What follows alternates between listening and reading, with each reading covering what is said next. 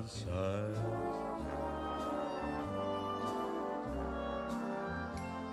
Have yourself a merry little Christmas. Well, you know, The Yuletide gay. I gotta stop that right there. From now, Yes. troubles will be miles away. Why? Because they shut us off? And yeah, they'll shut us down. Harry, you know they will. But Merry Christmas, yeah, everybody. Welcome to Love Merry Babz Love Christmas. Talk. I'm Babz Rawls-Ivy. That's Harry Droles. This is our last show of 2020. Woohoo! And I'm so excited, Harry, because we got Yay.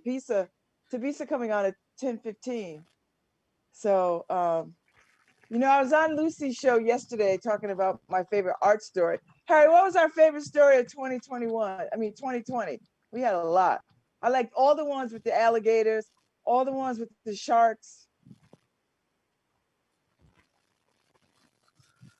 Um, wow, there are a lot. All the Um, ones with flat I, earth, all the ones aliens. I love all those. I think the biggest story was shutting down for COVID. You know, for a week. Oh. And Did then we shut down for a week? I thought we shut down for longer than a week. no, it was about a week. Um, I was actually I could have gone. We could have went right back to work about 3 days in, but I had to get everything. I had to test everything. Yeah. So it took me a few days to get everything right. But yeah, I think COVID is unfortunately the story of the year Yeah. And the election. and the election. The election. Come la la la la la la. Yeah. Soon to be President Kamala Harris. Well, we're not gonna get there yet. Let's stay in 2021, get through these 4 years, because there's a lot of work that needs to be done and undone. A lot of fixing. No, I actually think we're gonna have our first woman president without her being the head of the ballot. You know, I think Joe Biden gives up the presidency to Kamala before the 4 years are up. That doesn't even make any sense. There's no indication of that would be true. I'm just saying. I'm predicting. Oh no, I'm not gonna go with that. I think they're gonna be a great team. I think he has a lot to do. I think the world is very happy about this choice. I think 80 million Americans are happy about that choice. And to restore some decency and intellect back to the White House. Oh, I've been sleeping better since the election. I I say this to all my people: the stupid cannot inherit the earth. They just can't. So yeah, I tell you what, I have been very surprised at the amount of ignorance, willful ignorance, and deliberate stupidity that reigned um, in this election season. I had no idea that this many people would just fall for this con artist, this con man who's never served anybody but himself or his family, and how people Are we can talking about just Joe Biden?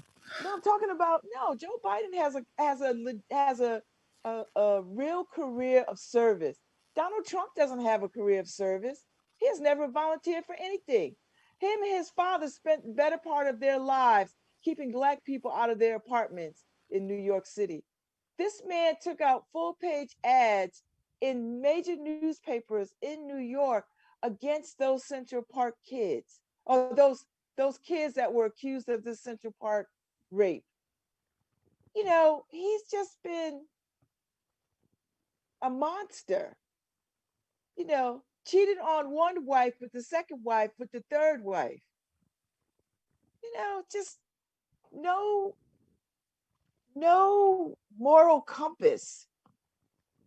You know, that's no moral Kamala la compass. la, Kamala Oh yes, la la come a la la la la la la la. la la la la. Yeah, It's the season to be jolly, Babs. And jolly. That's Um, right. We won.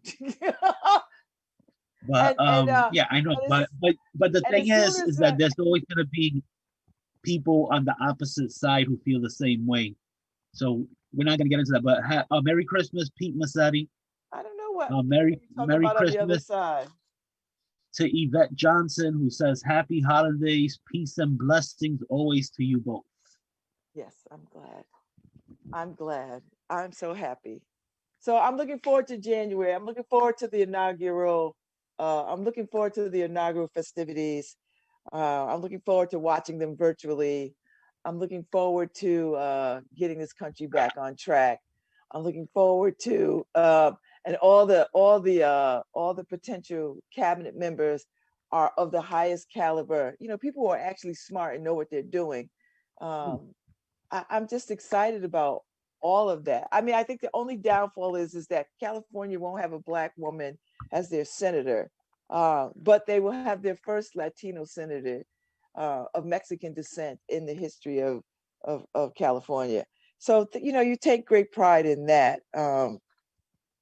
I love that Sora Marsha Fudge is going to be the head of HUD. It will be run well and run with decency and honor, and she actually knows what she's doing. And so, I mean, so many good picks. So, you know, He's gonna I think, I think for people, they can rest easy going into January, even though this botched, ridiculous pandemic that was poorly held and handled will get the attention that it needs finally, and that people, so many people have lost their lives unnecessarily. It's just outrageous. It's shameful. The richest country in the world, and we couldn't even get this right. We couldn't even handle this. We handled this worse than third world countries. You know, I have a girlfriend who runs a hospital in Somalia, and they do a better job in Somalia than we have done here. So with that said, I'm grateful for that. I love the way that the arts community has stepped up and has reminded people that arts are necessary to the world, and that it is the arts that are the true revolutionaries. So it's been a joy to watch artists give us voice to what is happening. It has been a joy to watch artists in protest. It has been amazing for artists to lead the conversation on equity and inclusion. That has been amazing, and to be a part of, serving on a board of an American theater has been a dream come true for me, and a pleasure to be a part of reshaping how the American theater will operate in this country. And that right there is worth everything to me. To be a part of the Arts Council, to be a part of Long Walk Theater, um, to be a part of a women's reproductive health care provider, Planned Parenthood of Southern New England, as we have shifted ourselves from just not only providing health care, but being a social justice organization. Like we have deliberately pivoted to turn ourselves into a social justice organization. So you cannot. I mean, it has been amazing. This has been an amazing time. Oh, and don't let me forget Common Ground. You know, that little farm school, the little urban farm school that sits at the edge of New Haven, that is creating and building its own environmental justice leaders. It's a joy. So I mean, you just can't.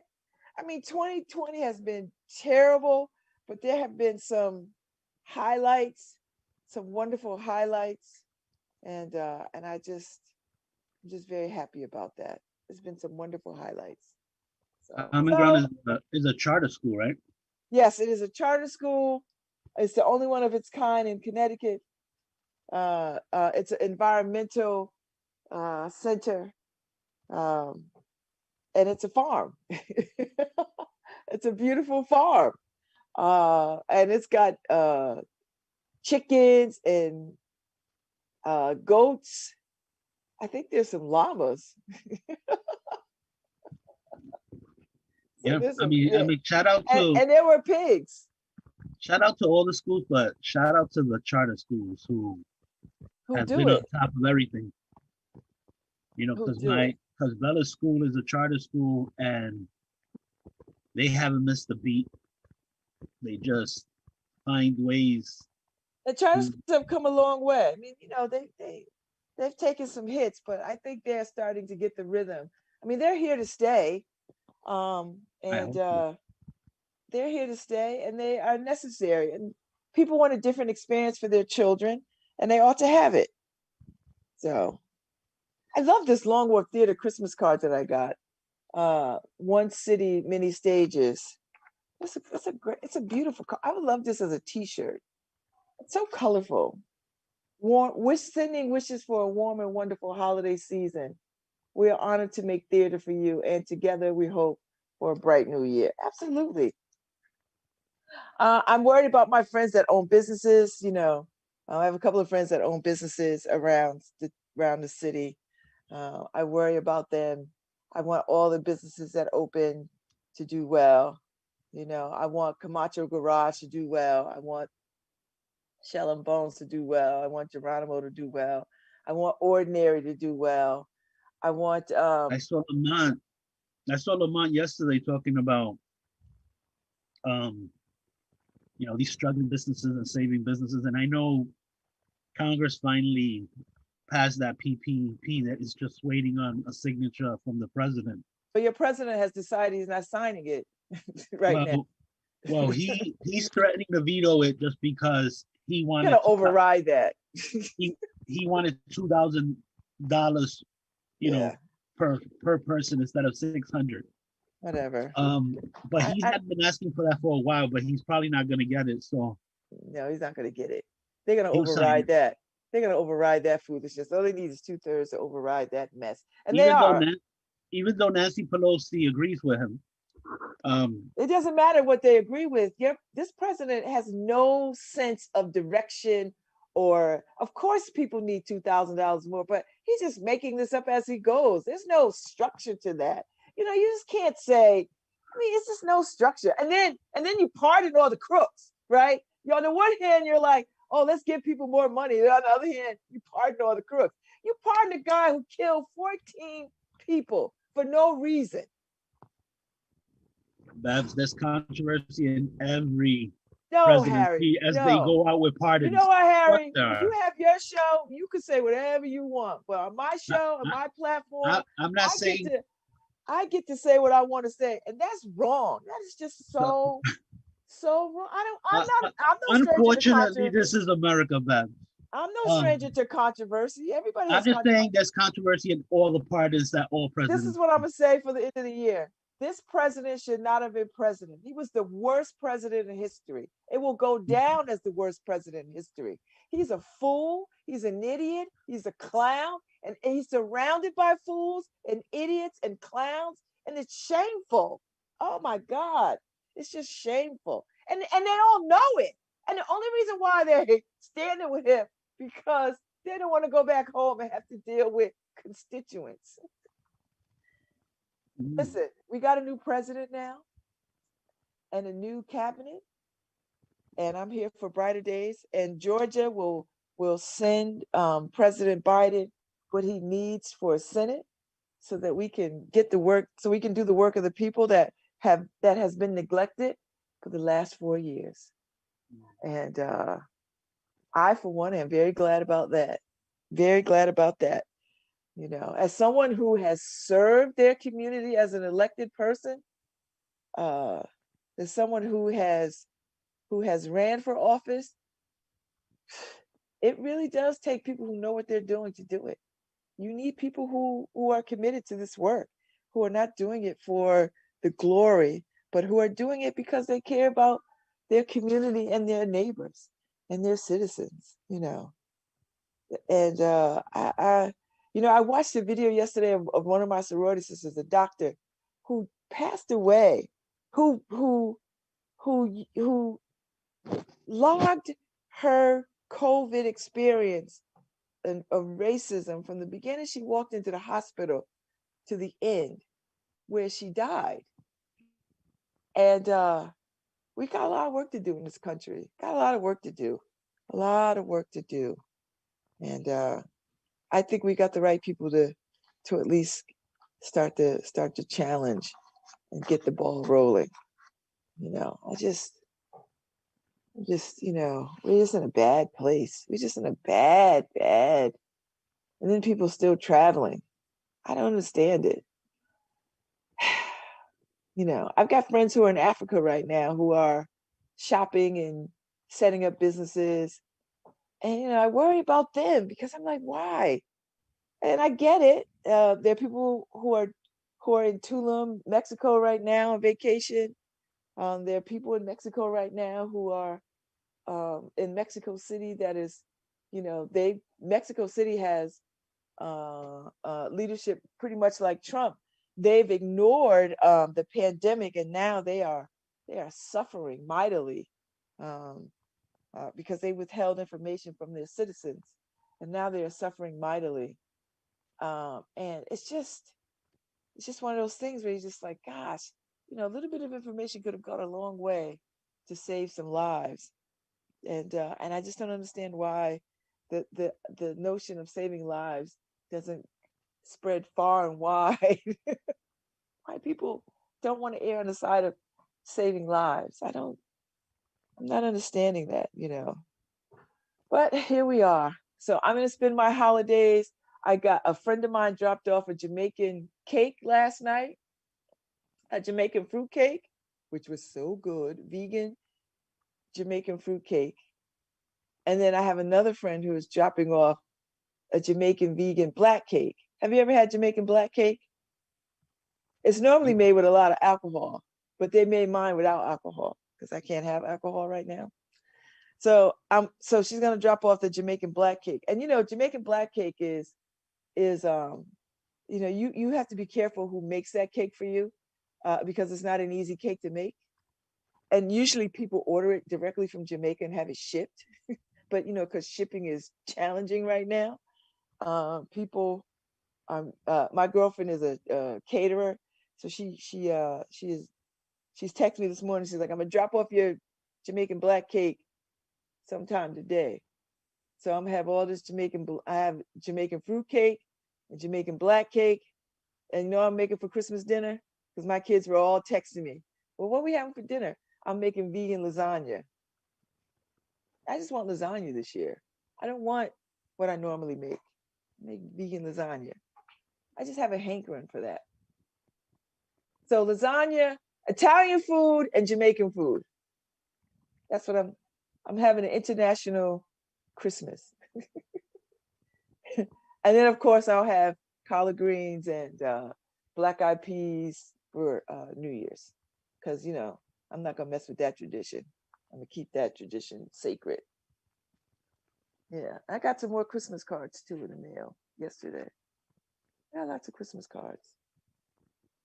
Look at that. This is pretty. I love these Christmas cards. And then I told you, Harry, if I mailed out my sister's mother-in-law, we do this thing. We've been doing this for 20 years. We race for Christmas cards every year. So if she beats me, I've already lost. Like if I get her card before I get my card to her in the mail, I've lost. I've lost, Harry. My card to her is sitting on my table to be mailed today. She beat me again. Foiled again. Marilyn Adams. So this is her card to me. For 20-something years, Harry, I've only won one time. And I think she's like, let me just take my time this year. Because normally they would have gotten here earlier. I think she was trying to let me win this year. I didn't win. I suck. And then I got another little card. Look at these cards, Harry. My sorority sister sent this card. Let's see. My Kama Lama Lama card. Oh, and I got another card from my sorority sister. She's on the cover of a magazine. I got this yesterday. This is such a well done magazine too. I'm a magazine junkie. And then I got another card from another soror. I got a bunch of cards. Here's another one. I usually put my cards on my tree. And then I'm a card fool, Harry. And you know what? I keep every card that I get. I don't know why. I just don't feel like I could throw them away.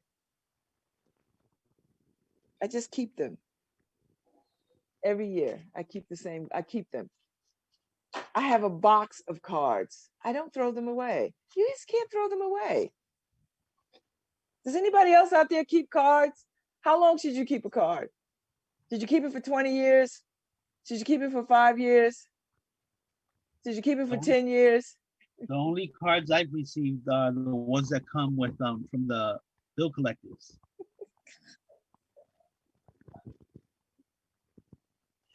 You can't tell me Karen doesn't send out Christmas cards. No, we don't. We've never done that. No? You don't send out cards? Nope. Why? Is that some reason why? Is there a backstory? No. There you go. It's the basic treat others the way you want to be treated, right? So we don't want Christmas cards. Oh, so you don't send them? So we don't send them. All right, I send out about 150 Christmas cards every year. No, I'm saving the trees. It's an, it's a love for the trees. You can get cards made out of bamboo. Harry, they got recycled cards. You don't gotta go and cut down a fresh tree, Harry, to make paper. Bamboo trees are trees too. I know, but they grow back so fast, Harry. Have you seen bamboo, Harry? You planted bamboo tree. They are invasive. Bamboo trees matter. You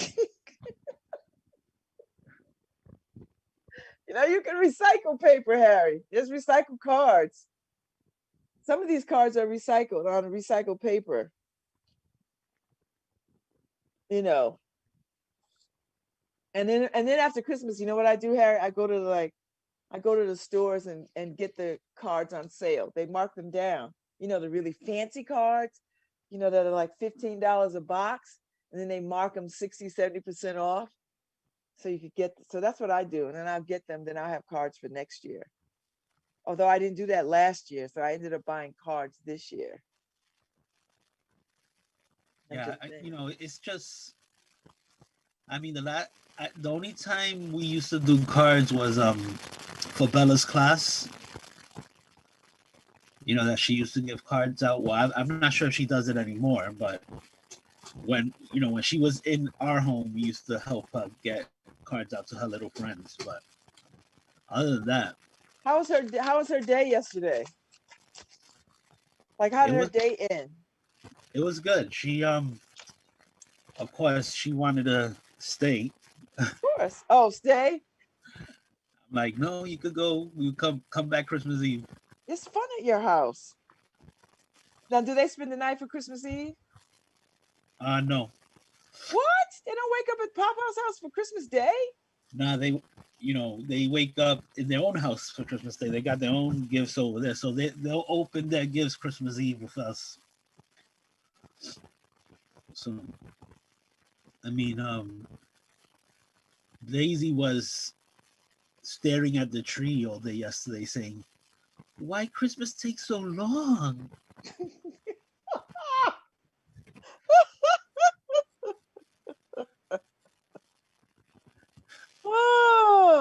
Oh my God. I get it. Oh, that is too funny. So that means do you read the night before Christmas? Do you read stories? I used to read stories to my kids, and then they could get to open. Sometimes we let them open one present on Christmas Eve. No, what we do is Karen's reading stories to them all the time, but occasionally they'll bring a book to me and I'll read. But it's their grandma who does most of the reading to them. What we'll do is we'll sing a lot. Christmas Eve. We'll sing Oh, all the really? Christmas What do you songs. sing? Like Feliz Navidad. That's race. Is that Yeah. racist? Was that racist? No, it's an actual song. I know it's an actual song, Harry. But I mean, I didn't go to Joy to the World. I went to the um, Spanish. um, You sing, Harry? we don't really sing Feliz Navidad, but I guess we haven't really practiced the What do you Spanish sing? language. What do you Well, sing? we'll sing, the Christmas songs. Rudolph the reindeer, Santa Claus is coming to town, and then Oh, wait. on, That's the on, Jackson 5 version you just did, Harry. yeah, well, that's the one we like. That's not how it goes. That's the Jackson 5 version. That's the one we like in this house. But and then we do the 12 days of Christmas and all that stuff. Actually, Bella and I yesterday did a whole new version Oh, of the 12 days of Christmas, except she wanted to replace and a partridge in a pear tree with and a fart in a pear tree. So she wanted to change the whole song to include fart throughout the whole song. oh, she's at that age, Harry, where that Yeah. is just funny. Well, she was cracking up through the whole thing, and so we did a little funny Christmas Christmas, the 12 days of Christmas song yesterday. She said, "Oh, Papa, I want to do that with the other songs." And Karen said, "Nope, Absolutely you're stopping not. right there. You're stopping right there. Just be lucky I allowed that one."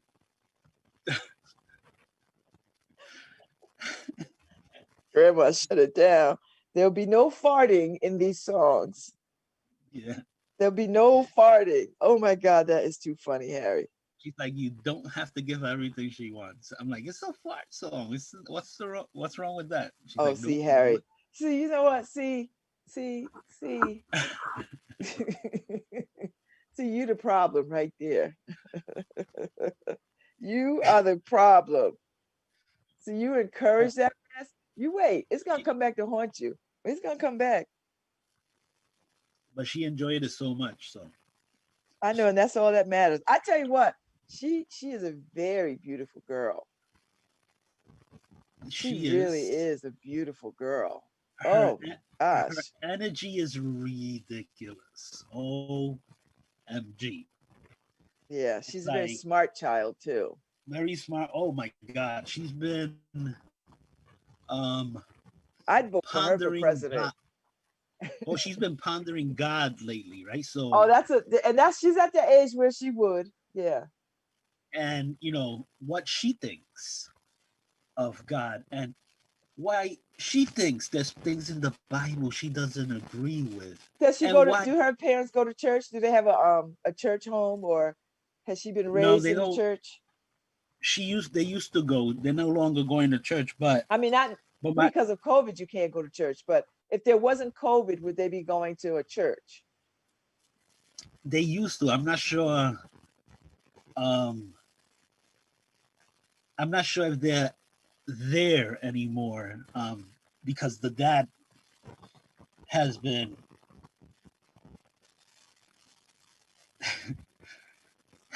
broadening his point of view when it comes to religion. So Oh, okay. So what is he dabbling? Liberation gospel, that kind of thing? well, I try not to get into it because I never want to teach opposite What they teach? what they teach. So what I do is I grab her questions and try to lead her to her own conclusions within common sense. So I do that. And like if she's asking about the Bible, like she was asking, she'll hear stuff from her dad and she'll say, "Papa, Daddy said that the Bible isn't really God's word because men did it and all this." And so I'll grab that and go, Well, God, when you're looking at the Bible, nobody's saying that God sat down and actually penned the Bible. He actually, these are people inspired by God who wrote down words. Now, we're all human beings, so of course there are going to be mistakes in those words. So, nobody, so, we'll go through those conversations, and she's going to be 9 years old. And it's like, oh man, it's like, because wait till the sex questions come. well, it's a blessing and a curse that she confides in me in everything, right? So she wants to know Papa's opinion on everything. So it's like, whoa, Yeah, okay. your hair gonna fall out. I think the kids did that already, Babz. Now the grandchildren. Oh my God, Harry. No, but that's it. She's a smart kid. I hope nobody beats that out of her. Like I hope nobody shushes her inquisitiveness out of her. Do you know what I mean? Like I hope no one shuts that down. I hope she doesn't get one of these flaky teachers who, you know, you know, gets that out of her. Like she should.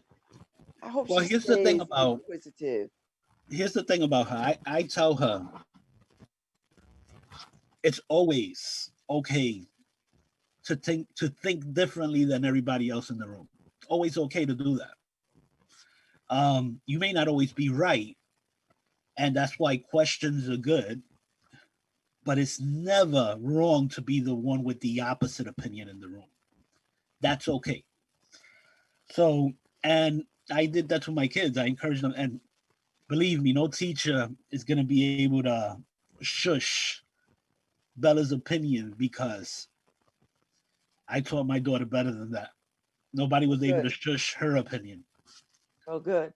So but she's smart and she's very bright, and that could be cultivated, and she can do and be anything with that level of intellect and smartness. You know what I mean? Like I love when girls are allowed to be smart, because the world is going to tell her, well, just be pretty.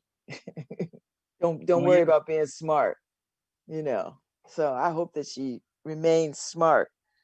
Pretty will come and go, but smart is forever. So yeah. The only class yesterday that I was looking over her shoulder on, that I stood quiet on, was math. I'm like, oh my God, I hope she's not having difficulty with math, because I forgot all of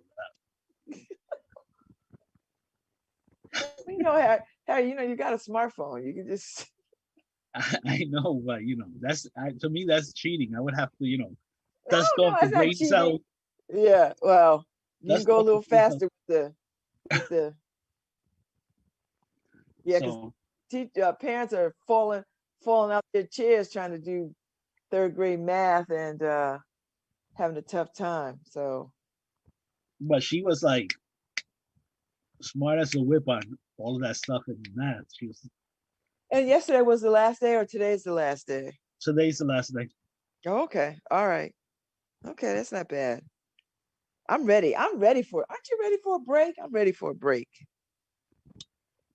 I am, Harry. I'm ready for a break. I'm ready to do nothing, to cool my brain.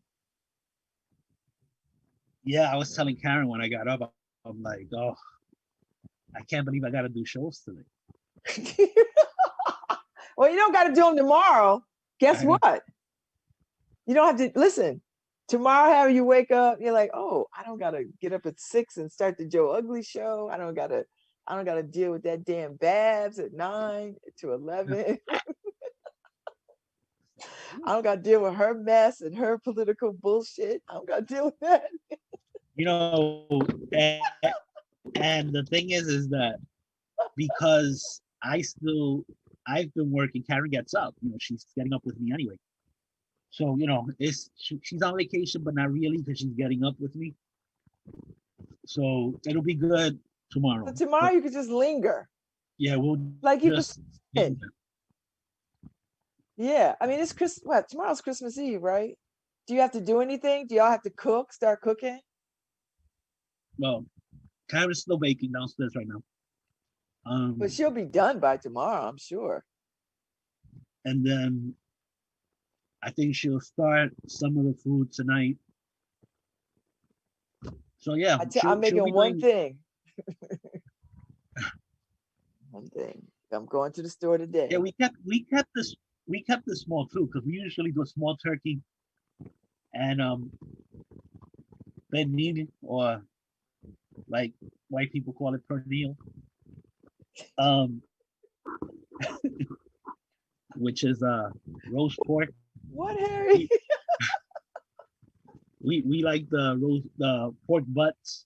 So That's a nice. lot. You do a turkey and We usually this year no turkey, just the pork butts.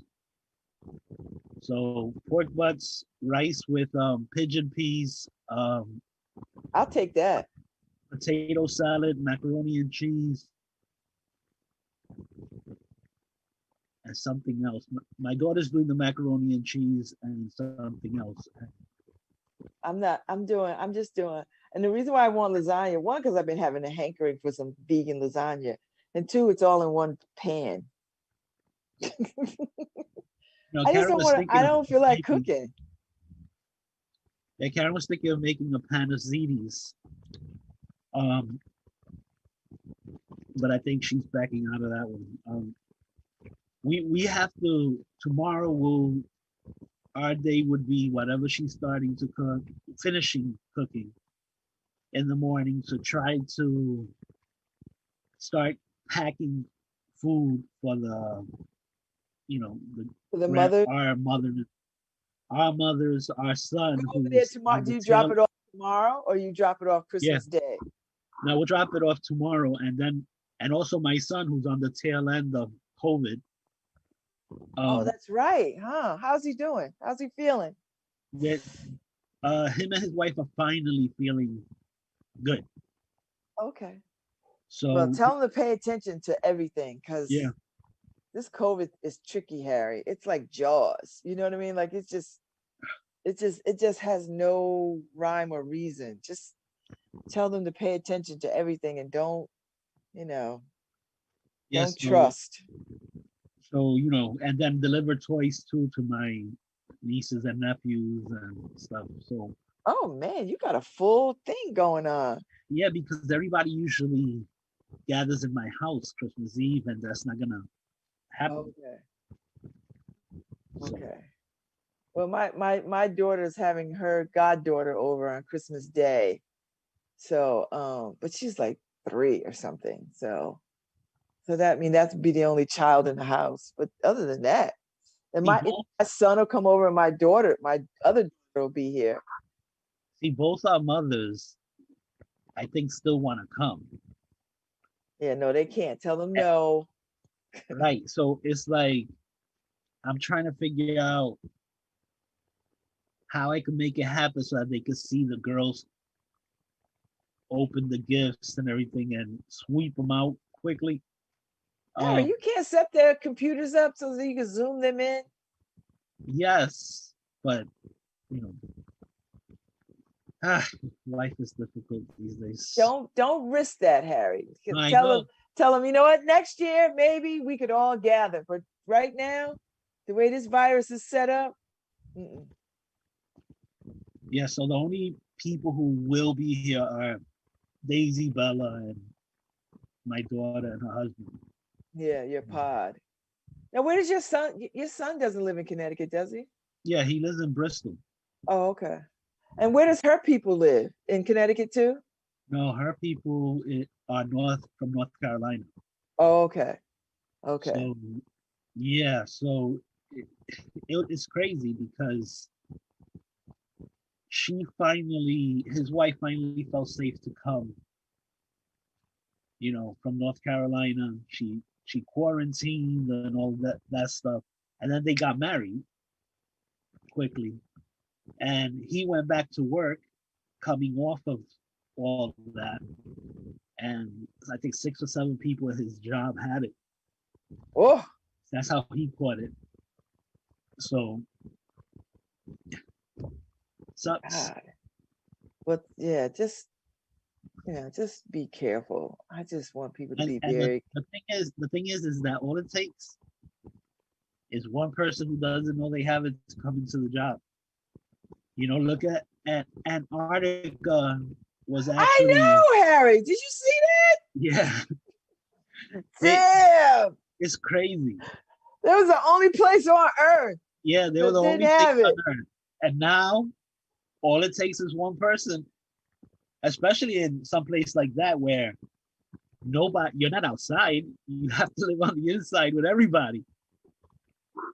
That is terrible. I was like, damn. And you know what it was? They have outside maintenance people that come in. So you know, you want to stay in your pod, the people who are normally, but when you start bringing people from the outside to do maintenance or anything like that, That's what happens. yeah. Oh, I know I caught the tail end of it on the news. I was like, damn, Antarctica. No, I was planning to start doing the shows from there in a bunker. I'd have to leave now. I'm like, okay, now I gotta go. I gotta leave now. I can't stay here. I mean, to be cold and have COVID, no. I gotta go. I'll come back in the spring. I'll see y'all. That But is too much. maybe if you stand outside long enough, you'll freeze COVID. No, it likes cold weather.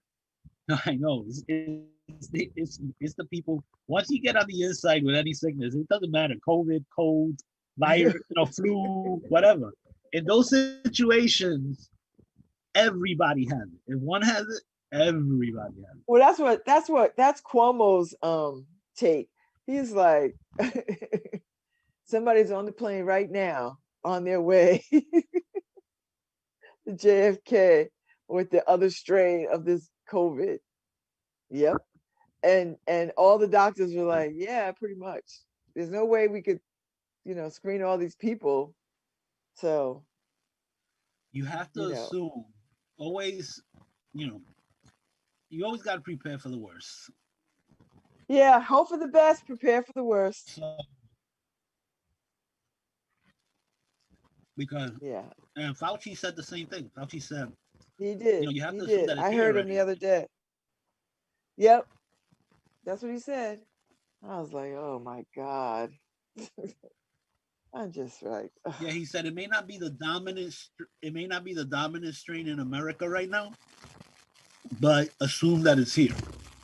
Well, with all these people traveling for the holidays, Harry, it's going to be a dominant strain in a minute. As soon as these people come back from these Christmas holidays, Well, do you do call not want that? to stay home. So do you call that COVID-20 and work our way to COVID-23? I'm not messing with you because you're just trying to get me to. You're just trying to get me to embrace that little film. I'm not watching that film, Harry. That's too much for my brain. I can't. Ooh, I can't. And then I saw a Netflix film, Stateless, where they're in where are they, in Australia? And they start putting these people in COVID camps, and this woman gets swept up by accident. She shouldn't be in the camp, but she got swept up, and she won't say who she is because I think she's she's some high whatever ranking or family is well known or rich or something. So she won't say because I think she's a legitimate Australian person, and they're just rounding up other people who are other. And I was watching the trailer for that, and I was like, oh nope, I don't want to see that either. Mm-mm. I don't like them kind of films, Harry. You know what? It shows how bad people can be to each other. You see it? Well, It's called Stateless. Yeah, it's stateless and it is based in Australia. I mean, if there's gonna be COVID camps, can I Can I start my own camp? Yeah. I don't want to go into nobody else's camp. So you're like, okay, listen, I'll create a camp and I'll stay in it. I don't need to go to anybody's camp. Yeah. Yeah, but are you gonna let other people in your camp? Yeah. Some. Well, what's the number, Harry? 10, 20? You'll have to pass the screening. My screening is a lot, worse than the CDC's. So What's the screening? You gotta take your 10. You gotta wait for the blood work. and if I don't accept you, I get to put rejected on your forehead. Rejected. Really? So you have the that's scarlet really letter. That's really what you want to do. That's all right. You're not rejecting. It'll be like the scarlet letter, but rejected. You're not rejecting me out of the camp. That's Nope. I'm in. I don't care. COVID or not. I'm in. I'm in the camp. Because there's conspiracy theories that FEMA is prepping their FEMA camps for COVID getting out of control. So I don't really trust too much what FEMA does. I don't find them to be well run. Do you? I mean, I think ever since Katrina, I've just always sort of looked at them, You know what it is that they never seem to be well funded or not enough. Yeah. There's always shortfallings and everything. It's like, but you're the emergency people. What's what I mean? Like, you should be the highly funded, you should be like top of the line. Yeah, use that money that you use to investigate aliens, that black money, that blacklisted money. Use some of that for FEMA so that, there's no shortfallings. Use the line item from the alien invasion. Yeah, I mean, nobody believes that a toilet seat costs $900. We know you're spending $10 on the toilet seat, and that the $890 goes somewhere else.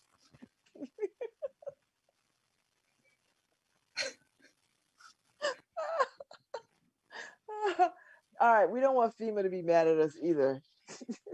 That's true. That's where Andrew gets his supplies. We don't want them mad at us, Harry, because if something jump off, we don't want them to ignore us, ignore our calls and our texts and our pleas for support. That's true. I mean, Andrew's like, shh, where you think I got your paper towels from?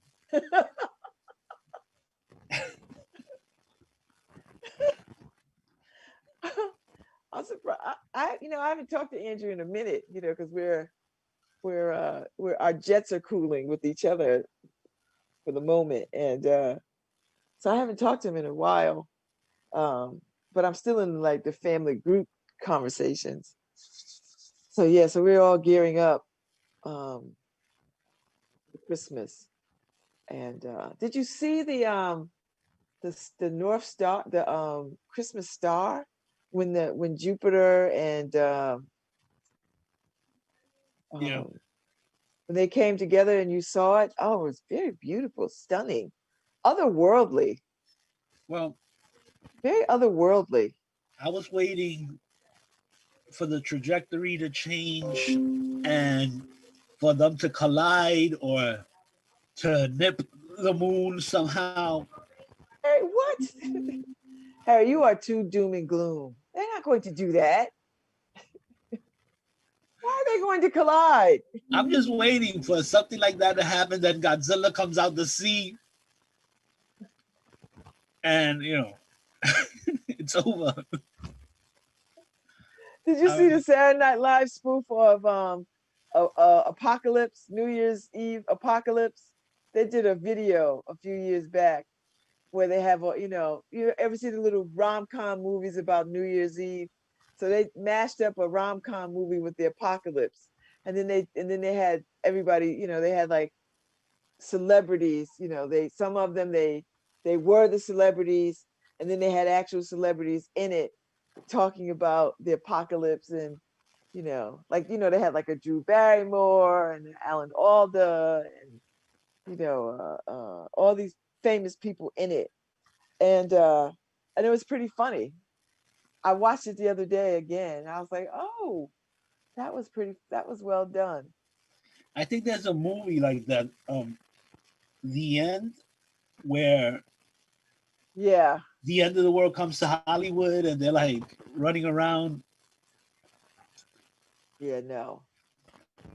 Yeah, but that's what I'm expecting. It's like Greenland, that movie, right? I didn't see that. I think the asteroid hits the moon. So, you throw the moon out. The moon actually controls a lot of what happens here on Earth. Well, So, yeah, it does. I mean, if anything gets out of alignment, Harry, it throws everything out of alignment. yeah. If you get out of the rotation, it is a problem for all of the universe. So Yeah, and it doesn't look fun. I don't. End of the world doesn't look fun. I don't want that either, Harry. Like I don't want anything messing with the gravitational pull. I don't want anything messing with the trajectory of. I don't want any of that. I don't want the sun to fall. I just need everything to. Yeah. No, I don't want us to. It just seems end of the worldish, When Yeah. when the end of the world is happening, it just seems everybody's panicking. The government is in that movie, Babz, only the special few get a text saying, "Come to the bunker. We need you to continue civilization and on the other end." So this is why so I'm not sure, but hopefully I've shown some value. So when we get to the end of the road, do we need a president and a cabinet? Do we take that structure with us, Harry? Of course, they're the first ones to, Okay. go. Probably they're just 2 levels above the Earth's core, hiding somewhere. So the thing, thing who takes their structure? Like, do everybody take their structure? Of course, and that's why I'm saying I hope I've shown some value. Yeah, you're a tech guy. All the tech people are gonna come. This way, I get a text. But I don't know what my value is, Harry. Like, but the text better include my family, or it's not gonna happen. Okay, that was a movie, right? That was a movie with when Morgan Freeman was the president. What was the name of it? I don't know, but I remember that was the movie, right? And the parents let the daughter and let the son and the girlfriend go to the bunker, and they gave the baby to them. They gave the baby to them because he discovered the star. He discovered the name of the star, whatever it was, and then it was coming to hit the Earth. It was coming, and they knew that they couldn't save everybody on Earth, so they had enough bunkers for, I don't know, like 1 million people or something or other. Yeah, and so the parents stayed back, and they gave the baby. The parents had a baby. They gave the baby to the son and to his girlfriend, and I think they got married or something. And they sent them. He got called to the bunker because he discovered the star, and so, but they didn't put his family on the list. Well, the thing about all of that is it's probably a piece of reality when it comes to that, because only some people are going to be on the list, right? They're going to forget about the world. Oh, you like that kind of stuff.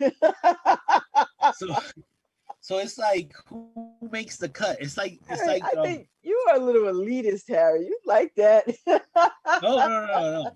Because I don't think I'm gonna make the cut. But I'm saying it's like, if for anybody who likes sports, it's like the NBA draft or the NFL draft, right? You're waiting for your number to be picked.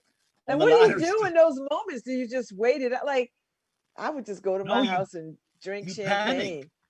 panic, and you run the streets, and you try to take your neighbor's stuff.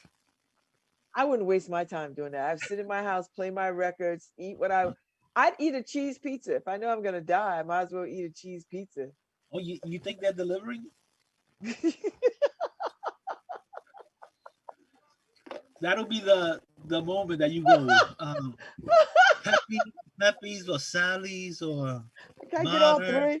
Can I get all three? It's my opportunity to do all three. And then a couple of bottles of wine, Harry. That's what I would do. I would eat well, drink well, and just die. Yeah, the sky is falling, and they're still delivering pizza. Yeah. I was like, you mean I can't get an Uber Eats during the apocalypse? No? I don't think so. Oh, I have to reconsider that now, Harry. So that means I got to keep some frozen stuff in the freezer. So when the time comes, I can just heat it up. That's I'm it. not, what am I gonna run around and like rob and loot for? Well, that's what people do. When they panic, they're like, need stuff, need stuff. It's like, well, To be in my just come house. home. I'm gonna put on some, like in the movie, the girl's Hi, mother. this is Babz Rawls-Ivy from New Haven, Connecticut, and you're listening to WNHHLP 103.5 FM, streaming live at newhavenindependent.org. The only thing I'll be um looking for and trying to collect are my family members. So you could all die That's it. together. Yep, that's the only thing. Um, so that we're able to cherish those last moments together. Okay. Other I'm than with you that, on that. No, I'd put on a great outfit, I guess, or something very loungy. I'd pour myself a good bottle of wine, eat what I want to eat, put on some good music, Harry. I would just chill. What else can you and do? hopefully you could stream the end, right? Hopefully you could stream it on Facebook. Stream it to who? The people that's in the bunkers? There's still people gonna be on social media. Well, So I it's think like, social I think social please media find. will be shut down. It'll be people who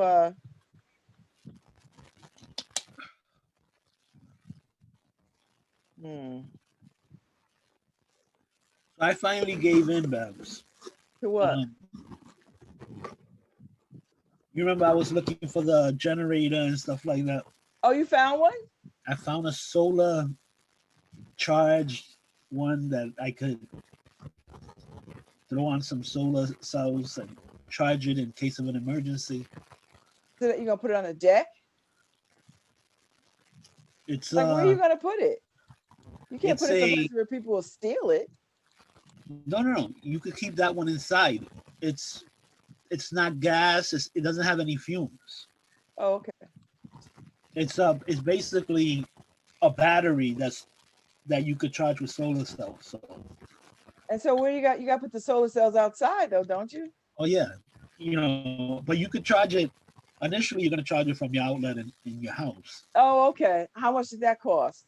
And what will it power up? Everything or a few things?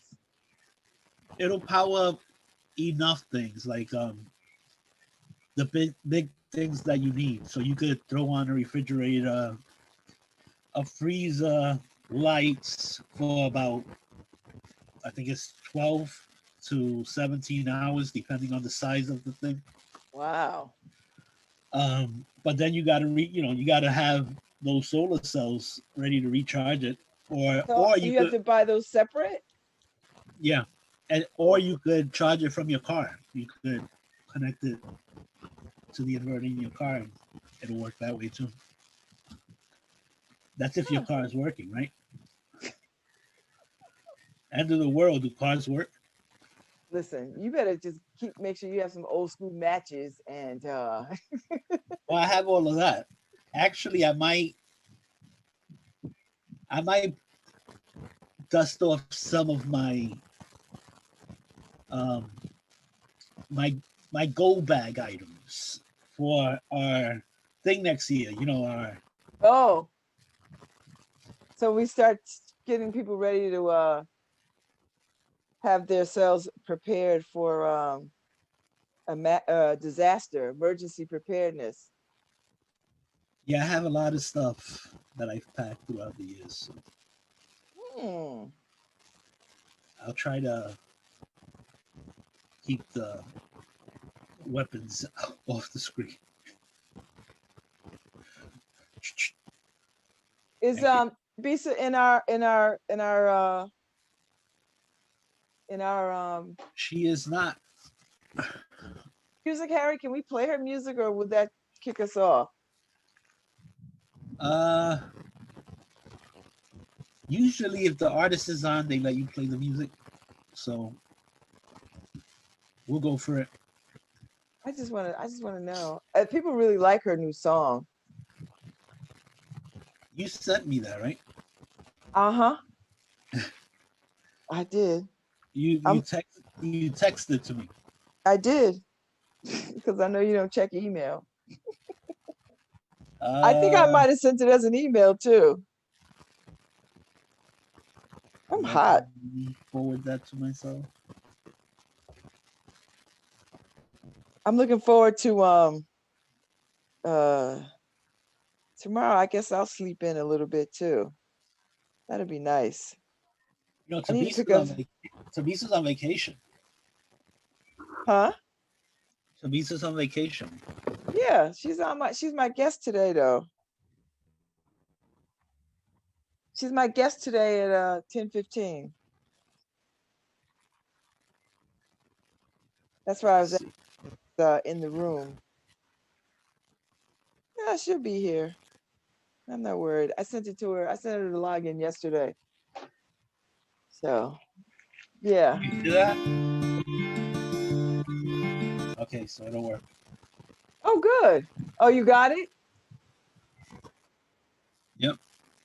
Good. Good, good, good. Have you finished your Christmas shopping? Did you buy stuff for Karen? I do. We try to do a little something for each other, and then I always break the rules at the end. So What you get her this year? Oh no, don't say because she might be listening. yeah, just a few things that because she didn't want anything. Of course, Did she ever want anything? not really. I'm the same way. We're kind of just we feel blessed to still have another Christmas with each other every year. So it's a lot of little things that she's mentioned throughout the year that I've heard her, oh, this and that. So around October, we forbid each other from buying ourselves stuff. So it's like, okay, you can't shop for yourself anymore once October hits, so that anything that we've mentioned, you know, Yeah, you could get it. we could grab from them. So, you know, that's how it works. I probably have, she's going to be upset because I probably got her 2 or 3 gifts, you know, above what I should have. But because she likes to have the same amount of gifts in exchange. So, like I said, I always cheat at the end. Now, do y'all have Christmas time together before the kids and family come over? No, well, Christmas is ours, right? So we spend Christmas Eve with the family, and then Christmas we wake up by ourselves. Yeah. So. Oh, that's nice. Oh, Yeah. that's a nice little that's very nice. Oh, that would work. Because I was thinking spent the night and So, I mean, it's work. we love, first off, we love our time together, you know. So spending like any of the big holidays or occasions, are special to us, because especially as we're getting older, we don't know how long we'll have this time together. So it's just wonderful. Did Babz just freeze on me? Babz, you're frozen? Yes, you are. All right, you're listening to LoveBabz Love Talk on WNHH LP 103.5 FM, your home for community radio. And of course, I'm Harry Droz, and I'm kind of filling in, or I'm Bab's sidekick that she likes to kick around every once in a while. I'm okay with being kicked around. Not really, but I'm okay with it because Harry's the type that everything rolls off his back, because that's the way it is. That's how life is. You can't linger or, just stay angry with anything or anyone, especially this season. It's the season to be jolly. Come la la la la la la la. For Babz. So I know Tabisa's supposed to be coming on, and Babz should be back. So what I am going to do until Babz gets back on, I'm going to play one of Tabisa's songs, if I can find it. Right? So you are going to listen to, I forgot how you call what's the name of the song. It's IODD, I think it is. With Tabisa. Here you go. IODD.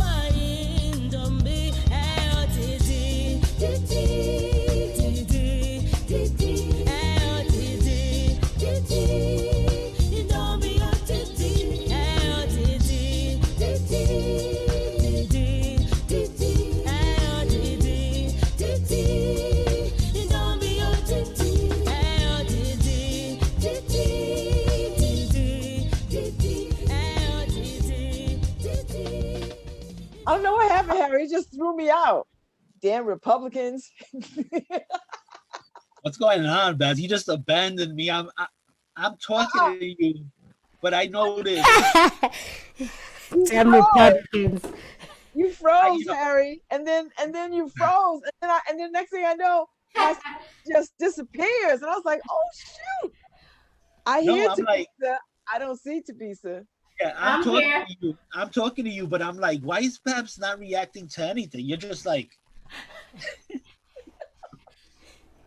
no, I just cut out. I just poof. I was like, oh Lord. I know the Republicans is tired of me talking about them, so they was like, we gonna fix her.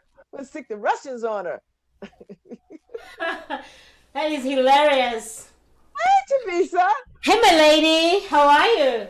Man, you all dressed up. I feel like I should. Well, I did put on sparkly earrings. That's enough. That's enough. We can glow together. We can take from each other the glow. Hey, my lady. Good to see you. I'm so happy. Oh my God, I'm so excited. I've been waiting for this. This is the highlight of my Christmas. I am so happy. I feel like I've just gone to like a local opera show. I'm like super nervous. I'm like, what am I gonna say? This is like a queen of talk. Like, what am I gonna say? Like, what am I gonna say to her? I can never out-talk her. Can never. I love your show. I love what you do. You look amazing. Well, thank you. It's for you, baby. It's for you. Is that a microphone? Are you singing too? What are you doing? No, I'm speaking through it. That's all. So I love this new song. You do. Is there going to be an album to follow up with this whole? Absolutely, absolutely, absolutely. That's the whole plan. That's the whole. That's the whole plan. You know. So like this song is really setting the standards for me. You know, on how I'm gonna have to tackle this album. You know. So I feel like I started strong, so I have to finish strong. You know, talk about pressure on me. So yeah, there's gonna be an album, definitely, definitely. Right, it's a beautiful song. I mean, I sent it to Harry yesterday. I said, Harry, I hope we can just play a little bit of it without Facebook going crazy, kicking us off. So Right. he's the artist, so maybe they'll let us play it a little bit while Right, no. Okay, should we try? Should we try it? Oh, this Facebook, Lord. Bloody All man. right, so tell me about this song. Tell me about this song. What is the inspiration behind the song? Like what made you say, all right, I'm gonna do, because I listened to the words, they are so powerful, and I'm like, Right. this girl has dug in and got here. Right. It's wow. Like I keep on saying too, like that I feel like this song came to me. You know, I wasn't looking for it. It just came to me. But it took me like I feel like this song is like my church. I feel like almost, you know how people, you have their own places they go to for a place of, I don't know what's the word. It brings me to a place where I feel calm. At the same time, I feel revived. At the same time, I feel like I need to get rid of something out of me.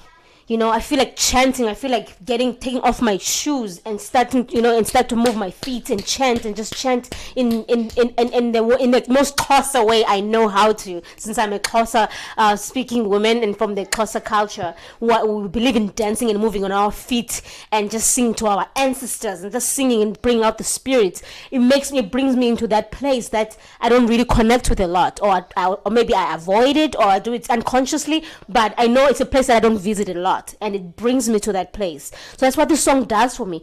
And I cannot necessarily say the inspiration came from, or I was looking for the inspiration somewhere. Came to me, but it brought me to these places of my life and places of pain, really. Because I remember there were times I would sing it and just sit down and start weeping, Babz, and start weeping, crying like a baby. And no one can hear me in the house because I'm in my attic. That's where my partner made me a little studio there so I can make noise. Even my 5-year-old sometimes, chases me out of the house when I start bursting into song. It goes like, Mom, you have your own studio. Go up there. No singing allowed down here. So, so he thinks he's boss, that little one. But I would go there and just cry and just cleanse myself, and it feels so good, just being with myself and confronting myself and acknowledging and feeling my pain and just embracing it instead of running away from it, which is what we do most of the time because we don't want to face ourselves. So this song really is inspired by different places in my life. It's inspired about what I've been through, what my body has experienced, what my spirit has experienced. It's based on that, and as well as when I sing the chorus in that song, the 6 syllables, the Sanskrit, it's almost like a thread that now puts that pain, it just sort of threads it and puts it together, and it's the thread that really gets me together again, puts me back together again, and tells me it's gonna be okay. It's gonna be okay. You're gonna be back into your pure self. You're gonna be back into your in your you-ness. You're gonna be fine, girl. You're gonna be okay. So it's very spiritual. The song, very spiritual. Even at the end of the song, on the at the end, towards the end, I took from, the inspiration comes from this, the spirituals, sweet love, sweet chariot, got me for to carry me on, comes from that. So I took some energy from that song and I put it there to give it a little bit of gospel, because I grew up in a Christian background, and even with singing I started really with gospel. So I thought bringing that in there really takes me back home, so yeah. Wow. All right, so you are an artist through and through. You don't only just sing, you create. Like, you are a dancer, you are a mixed media artist. So when did you know you were an artist, and where did that come from? Were your parents artists? Were you put in art schools? Like, how did you know you were an artist? My dad would love you for even thinking that he can do any of these things that you just suggested that they could possibly, I could be possibly getting them from them. My dad cannot sing to save his life. Although his dad, my grandfather, was an amazing, immaculate. He was absolutely divine. He sang in church. He was a very religious man, and he was singing with a group of men, the elderly men in church. Oh my gosh, my grandfather, he was just amazing. So he sang, but not my dad. And I wouldn't really say about my mom because I don't really know my mom. I really don't know my mom, to be honest. But whenever I hear stories about her, nobody mentions that she was a great singer. They did say she was quite the imp. She was very naughty. I think that's why I get my bubbliness from my mom. And she was very naughty. She was a jokester. She was, beautiful woman. Her name was Pretty, so which kind of shows that she was quite the beauty in my family. But other than that, I don't think she was very artistic. I don't know, maybe creative in some ways, But I'm a learning progress, and I think because of where I come from, in a township, in the hood, in a place that's wrecked and reeking in poverty. Literally, where I come from, it's a stone throw away from homes that are made out of shacks, of zinc and all. I don't know if you know that side of South Africa. Everybody loves to talk about South Africa and talk about the animals as if we're walking around with lions. Like, how dare you think that? No, girl, I know better. Of course you know better. Of course you do. And I'm like, seriously, like, you think Africa is that? I mean, I would love if it was like that. But also it is, and I say this also not putting down my country, because it is amazing in its many ways, and it is rich in culture. It has the most wonderful people. It has the most the most diverse. It's like, I think sometimes I feel like South Africa is like Africa in its own, like in the entirety of Africa is like in South Africa, I feel. So it's very diverse, it's beautiful, but also it has realities that there's a high unemployment rate. The reality is that the government fails us drastically. The reality is that it doesn't put people first. We are poorer than we ever have been when Mandela got out of prison. Since the apartheid times, and why is that, right? But then we're going through all these things, and there are not enough resources to go around in the townships where I come from. I didn't grow up in a place where I saw mentors, where I saw people that painted, where I saw teacher exhibiting their work in front of us, where where they teach us things outside of the school when we see them. In fact, we would have issues where teachers would be dating children in school, right? I grew up in that kind of toxic environment, and this is just the fact. I'm not gonna have to make it not look like it's like I don't know, like make up something so I can sound like it's great. It's not. People have to know so that people can change, right? They have to be called out in their BS so that they can change it. I'm not gonna be in America and act like, oh my God, it's great. It was like, well, it's so lovely. We don't rape women there. No, it happens. Women there are being raped left and right, and abuse is on a high.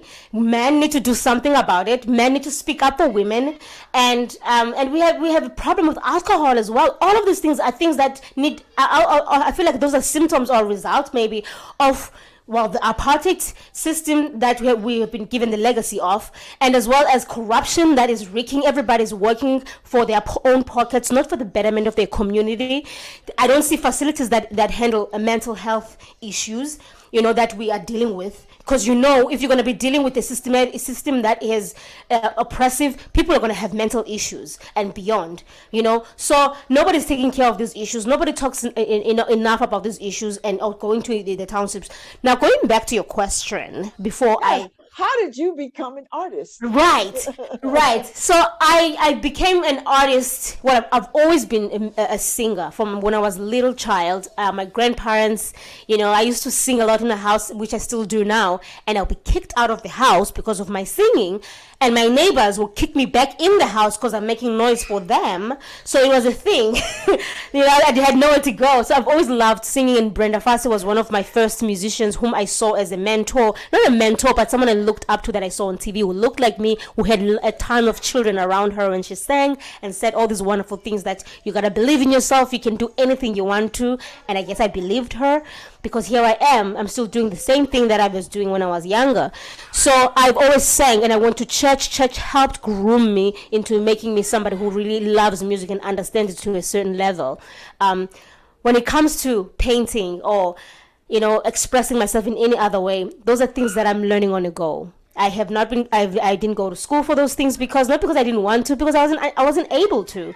There weren't resources to take me to extra classes. My grandparents didn't have money to do those things. So although I really wish I had those opportunities when I was younger, so I could really flow and give myself to my fullest glory, unfortunately I'm learning those things now as an adult. So you can even say that maybe perhaps I'm living my childhood dreams as an adult, or I'm just really truly living my best life in the best way I know how to. And also, Babz, I won't lie, being in a place, in an environment that is open-minded to a certain level, I suppose, open-minded and supportive of arts, it helps a lot to make a person want to flourish. It impacts a person in a positive way, and it makes somebody wants to just really level up constantly. And that's what me being here in this space right now does for me. It makes me want to level up constantly and find out about me and really live my life truly to its full potential. You can't imagine being anything other than an artist. How many kids do you have? I have 2 kids. I have 13 teenager and a 6-year-old. I keep on saying he's 5 and he doesn't like that, but he's 6. And so how artistic are they, and how much art do you lay on them or present to them? I'm sure a lot. I hope a lot. A lot. My daughter loves, she actually has made some paintings for us as a gift for Christmas. Even though I did see one of it and I shouldn't have, but I didn't know it was going to be a gift. But she loves to paint. She's very creative. She loves acting. She's such a natural. She's a natural. Right now she's going to school, so she's doing all those things at school as well. Not really painting there at school. She's taken up acting drama this year. So and recently she just submitted an audition and she did an amazing job. Memorizing all those lines and living the character. And because I've never really acted too, but I understand how to get out of character because of my stage performance. That's a character. When I'm on stage, I am like, you will not mess with me. But when I'm out of the stage, I'm like, I can be a little bit timid sometimes, I can be all of these things. But when I'm on stage, I forget, I take out those insecurities and I get them full force. And there's nothing you can do to stop me. So I understand how it feels and how it is to get into a character.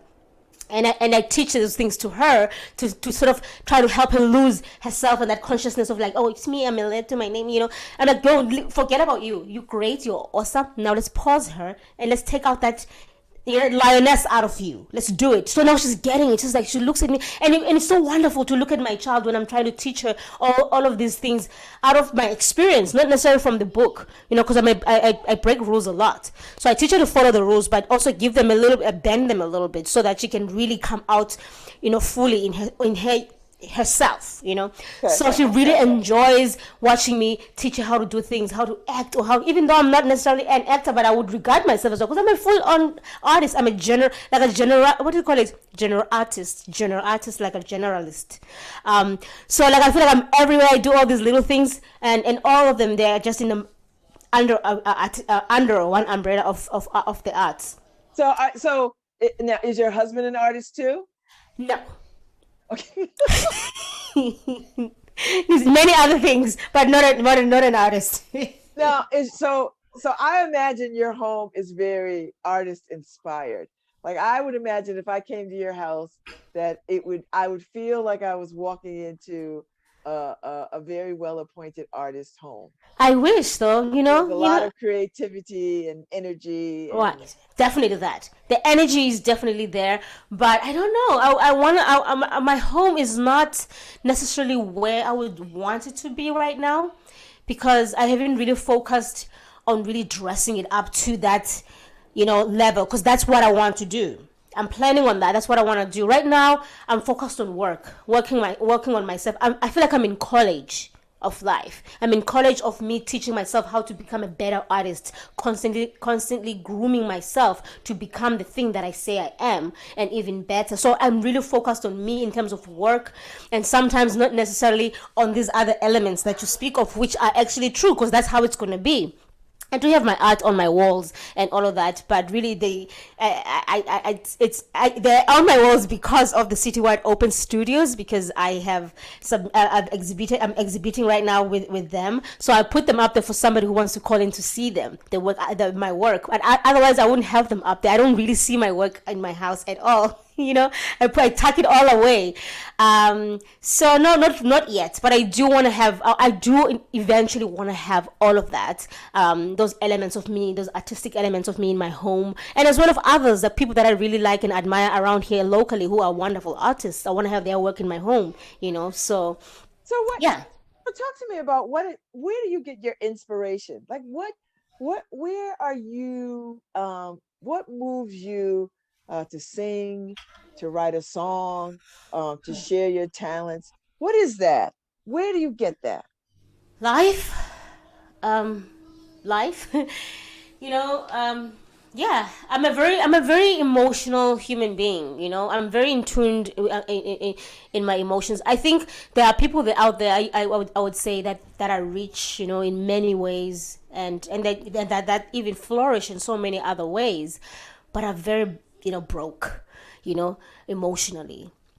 And I think I do understand that I'm not that broke. I may be broke in some areas, and when I asked God to please bless me with a rich man, he just gave me Mr. Rich, and I'm like, really? You funny, you funny, God, so like I may not be rich in other ways. I may have the name, but also I feel like there are some parts of me that are rich. I'm very soulful and very I cannot be anything but authentic, even if I try. So I feel like my music is inspired by how I approach the world in my realistic form, in my realistic way, in how I see the world, and how I can be able to understand and connect with people, and be able to sing and write songs that sometimes are not stories of my own, but are inspired by other people's lives and livelihoods, and sort of make it my own. So, and I do want to say that hasn't really been shown in my art yet. Excuse me. That hasn't been shown in my art yet. And I want this album coming up to show that. I want this album coming up to show what I'm talking about. Because my first two albums, for me, they were like a stepping stone. That was just like my foundation to say, hello, I'm around. Now let's get in the industry, okay? That was just that. Now I'm starting. Now I'm going to leave. Now I'm going to show people who Thabisa is. Now I'm going to introduce myself to people. So, welcome to Thabisa's world from now on. So we're gonna Thabisa, do you find yourself do you feel divided between being South African and being American? And how do you manage those waters? Like how do you manage African American? Oh my Lord, have mercy on me. It's been hard, but I am coming to a place where I can say now I'm embracing myself fully. And this side where I am here, American, and that side where I'm there, African, where I feel like I don't have to choose anymore. I thought I have to choose. I thought I would have to choose, because I'm dealing with two cultures. I'm dealing with two quote unquote mindsets, or but cultures, let's say, doing two cultures that some are progressive than others, some are rich in other ways than others. How do I put that together in my music? And those are the tough questions I ask myself. I have been asking myself ever since I've been to America, honestly. And even though the wonderful people of New Haven have just been surprisingly amazing with accepting my music, even though they don't understand sometimes what I sing about. And they've gone to my shows where I go and do my clicks and all these other things. but they still show up, and and at times they sing along. Hey, oh, dee dee dee dee. They have no idea what I'm saying, but they're right there with me. And I'm like, what am I doing? Being hard on myself. What am I doing? These people are open and receiving what I'm giving them. So stop being hard on yourself and focus on ways that you can actually teach them what you know, even if it's little. Greetings, or, about lifestyle in Africa, anything, but put it in your music and let them learn about it. Bring them closer to the motherland through my music, instead of trying to be them, instead of trying to be American, because I cannot, even if I try. It's been 4 years, I still sound like I just came from America yesterday. So, I feel like now I don't have to choose. I always thought I had to choose, and that really stressed me out. But now I'm at a point, especially like I said with this, from this single, when I wrote this single, I felt I don't have to sing the song in complete English so that people can understand me. I had to put an element of Thabisa that makes Thabisa different from the rest of the other singers around here. So I have to put that in there and not shy away about who I am and sing in my language. And yes, I'll explain the song if I have to explain to those who don't understand. But I don't have to change how I sing, how I represent myself. Thabisa speaks Xhosa, and that's just number one. And the English secondary, I will include it there, courtesy. But I don't have to, change myself, for anybody. I just have to do me and do me in my fullest glory. And people, if they like, they like. If they don't. So have you and your family, when's the last time you've been back to South Africa with your children and your husband and family? And is that a thing that you have in the back of your mind to do on a regular basis, or is it just too difficult to do? Yeah, you're making me sad now, because it is difficult to do at this point in time. But I mean, COVID-19, we were planning that we may return this year, but the plans weren't quite solid, but it was just in the talks, and then COVID happened immediately in the year, so that was not even a debate after the fact.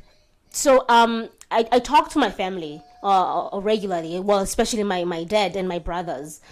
And I feel like my dad and I, are very close, and I talk to him almost every day. And I'm really my daughter's, what do you call my daughter's, your father's daughter. My father's daughter, sorry, yes. My father's daughter, for real. If you see me, you see my dad. And I talk to him every day, so I don't feel far from home because of that. But I do miss home. I do miss friendships. I do miss, speaking in my language and joking how we know how to joke in our way and being understood without having to explain the joke after the fact that you didn't get that. So, oh my gosh, you think I'm crazy. Now I have to explain myself, which is exhausting. And sometimes it doesn't make me seem smart because now I have to overly explain, and people are like, okay, girl. But but I miss home. I miss where I don't have to feel like I have to really explain myself over or my personality, because even the personality shines from where I come from, and also is carved from where I come from, how I respond to things. So I really miss that. But I have to be focused. I'm really focused. That's what my dad always tells me. I'm just really focused on where I am right now, and really focused on living my life and being present in my life right now. And every now and then, yes, I crack and I feel sad, the fact that I'm not home, the fact that I feel, certain ways. Sometimes it's hard to come into a new culture and come to a new community and try to connect with people. People are busy to try to connect with people that are new as well. But I've been fortunate to also manage to find, a community, first of all, that appreciates the art. That already to me is a home. So and then in anything in between that happens, it's okay. Who influences you? What were your early influences, and who do you like now? Yeah. Who are you listening to now? Right. So I'll tell you this first. I don't listen to a lot of music. No. I'm not saying this proudly. Yes, I don't listen to a lot of music at all. So when I do sing, this is another thing. I always feel like at home, when I do my music, sometimes I feel like people don't understand my music, because it's not necessarily commercial or the way they want it to sound like, because there's a trend of Afro pop or Afro soul that it has to be this way, and then you have to sing that music, and then you are accepted in the industry, and your music is played on the radio and you get the interviews because you sound like everybody else. I don't want to sound like everybody else, and that's always been my conflict at home. And here I don't sound like everybody else, and my music doesn't contain a lot of twerking either. So like, it's like, how do I entertain people without, compromising myself at this, but I've decided I'm just going to stick to me just the way I am. And also I think that because of that is because I don't listen to a lot of music to try to copy, to try to be like. I do listen to minimal. And here's how I like to listen to music: is you, Babz, sending me music and say, have you heard of this person? That is how I like to listen to music. That really gets to me. I listen to one song for like a month or like a week, or like 5 songs a month, and that's it. And I wear the songs. That's how I listen to music. I love jazz. That is the music I would go to when I listen to music, not the commercial stuff. I would really just listen to my Ella Fitzgerald. I would listen to my Billie Holidays. I have like some connection with them that on a deeper level, like when I was going through life, whether it's breakups, whether it's just like hardships, that those were the musicians I went to for solace. And that's just the music I listen to. And people find that boring. I mean, I don't know what you want me to say. I don't listen to Beyonce. I don't. One time I listened to Beyonce, and actually for the first time I heard her lyrics, and I was like, oh wow, cool, she's talking about maybe Jay-Z or something like that. Like I just don't pay attention to those things, and maybe as I should, I suppose. I don't know, but I'm okay. I'm fine. My influences when I was younger, it was Brenda Fassie. Brenda Fassie, she was amazing. We should check out Brenda Fassie.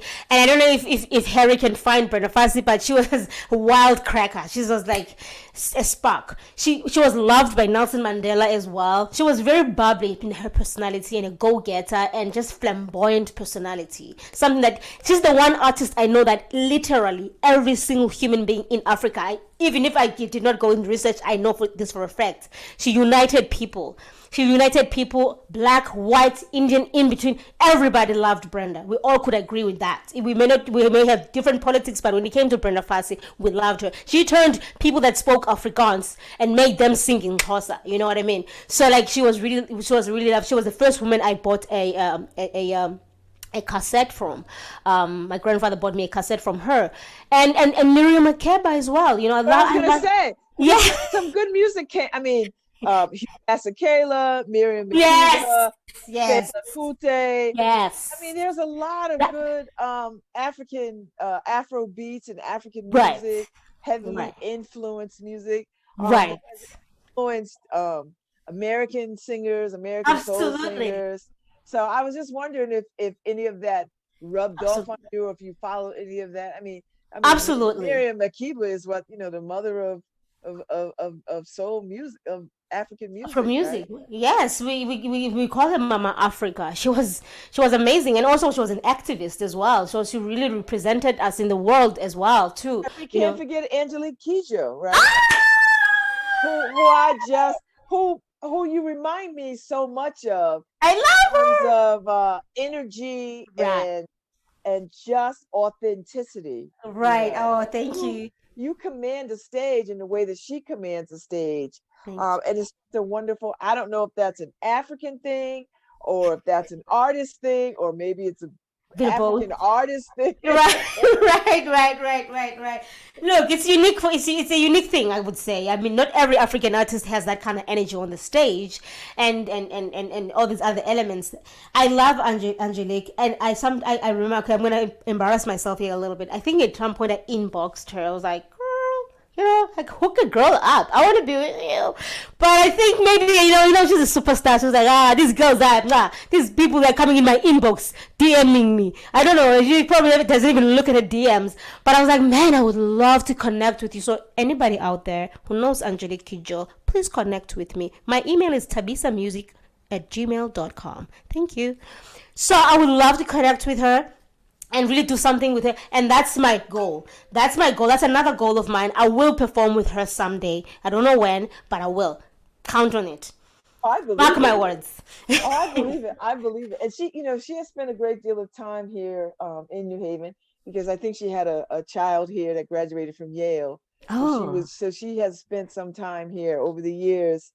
And Acid Ideas too, right? She performed at Acid Ideas. Yeah, and so she has been here, but I know I think she had a daughter here that graduated from Yale. I know she had a child here that graduated, so she was here quite a bit, performing and just enjoying the city when she was here. So, but give me that same vibe, Right. that same energy, very Thank you. oneness focused energy, Right.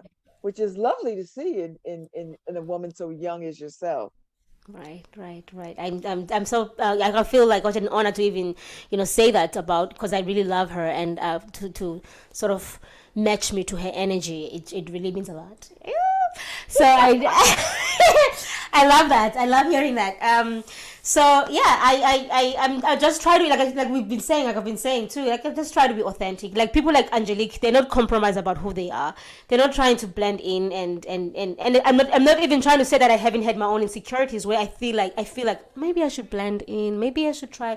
I've gone through my own stages of doing that, and at times sometimes I still do, but no, not now though. That's gonna be like the past to me that I'm living in 2019. That I'm living in 2019, 2020. I mean, sorry, 2020. I'm living that in 2020. 2021, listen. That's what I was going to ask you. What do you have planned for 2021? Because I mean, I enjoy you. I think you are phenomenal.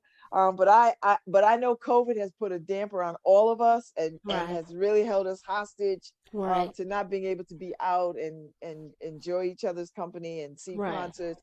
So what are your plans for 2021? I mean, 2021 is to really get my mental state, on par. I need to really work through my, should I say do you make resolutions? Like, are you one of these people? I mean, I'm a resolutions girl, but you are? Yes, I am. I make one. I did not see that coming. I did not see that. I do one. I make one. Okay, that's fair. Okay, that is good. Okay, see, that's respectable. Like 20 resolutions. People make like 20 resolutions. I'm like, seriously? You think you're gonna keep 20 resolutions? That's a plan for failure. That's you trying to put yourself down. Because that's what's gonna happen. You're not gonna meet all of those. I mean, unless you're like super focused person who has no life except for just looking out for those 20 resolutions for the entire year.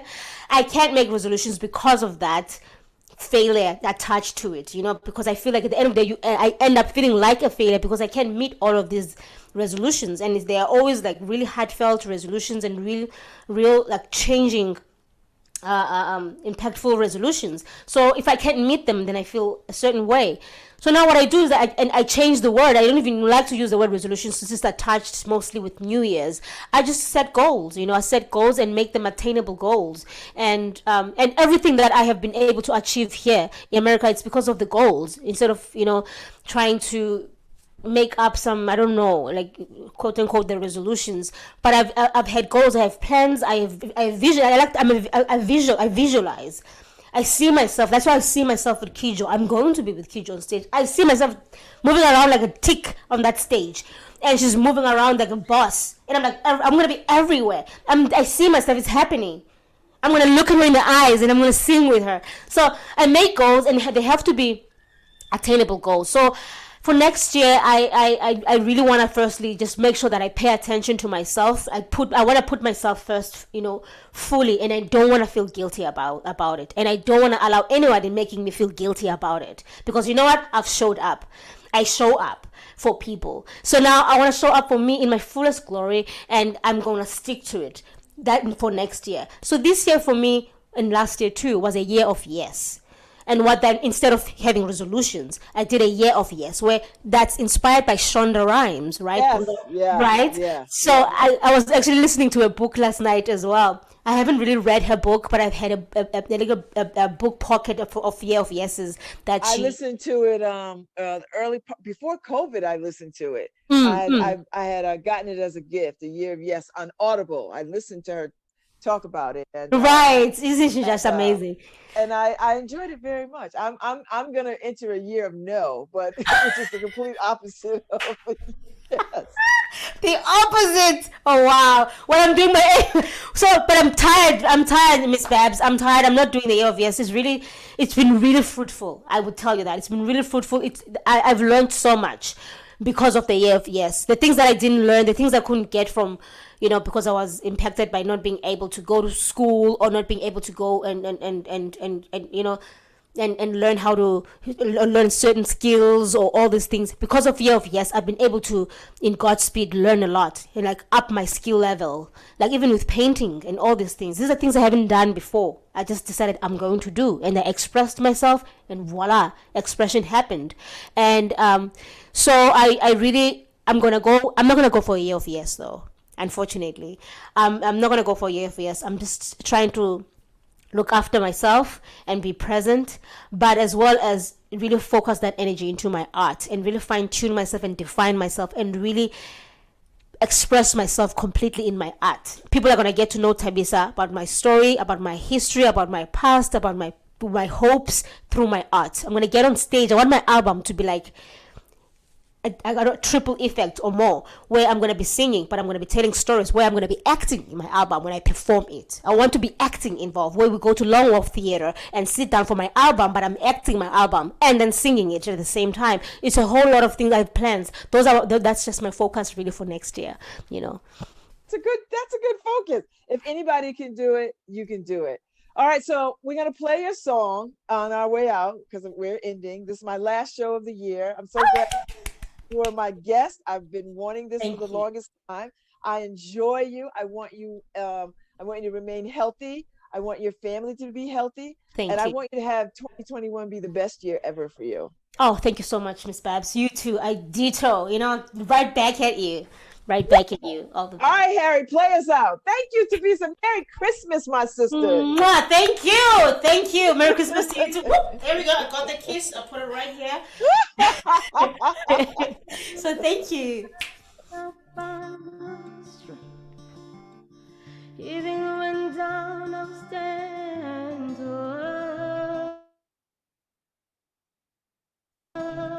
Do you ever think you don't belong? Sometimes I wish I wasn't born.